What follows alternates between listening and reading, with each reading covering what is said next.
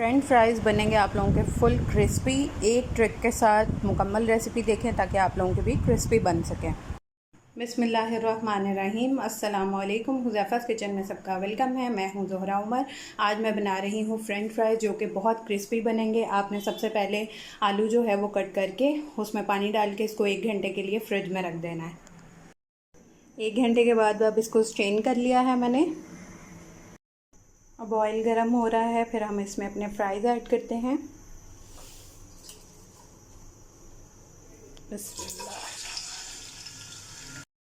अब इसको हिलाना नहीं है। अगर आपने इसको हिलाना भी है तो इसको इस तरह से, वो भी 1 मिनट के बाद। इसके अंदर चम्मच नहीं चलाना।